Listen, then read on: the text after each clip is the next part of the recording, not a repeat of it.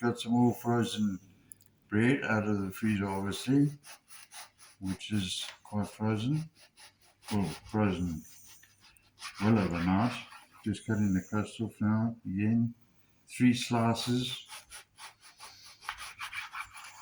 Okay.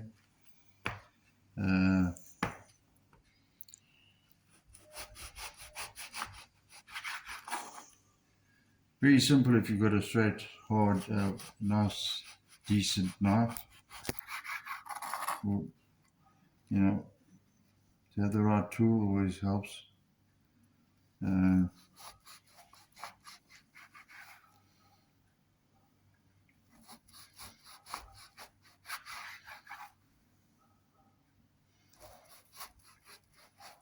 These do shrink a bit, so if they look a bit big when they lose their moisture, they do shrink. As I say, they've got to be more dried than cooked. You're not making toast. You want a crunchy, almost like a rusk or biscuit type thing for your croutons. Okay, and then I'll place these into the air fryer holder again, and then just excuse me, I'll just sprinkle a little bit of the olive oil infused,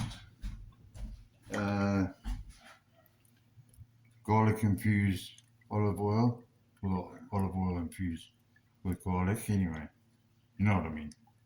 Okay, and then I'm ready to go into the air fryer, so I'll go and put it in. Okay, now I've got my croutons all cut up and ready to go, sprinkled with the garlic and olive oil infusion. I had to force that close. I will just stop it now. Okay. Right, now, as I say, I'm basically going to be drying these out into a crust form, into like a rusk. You don't want to toast. So it's set at 180 now, as you can see, for 15 minutes. I'm going to reset the temperature to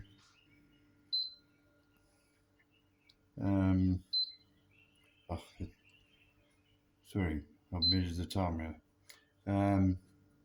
So the time I'll go for 30 minutes.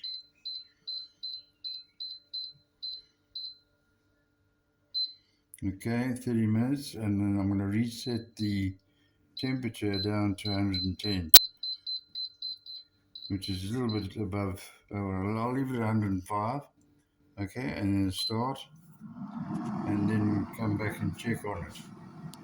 Okay, there it is, set for 110 at 105 degrees, 105 degrees for 30 minutes, and then when the alarm goes off, I'll come and check. Okay, we'll see then.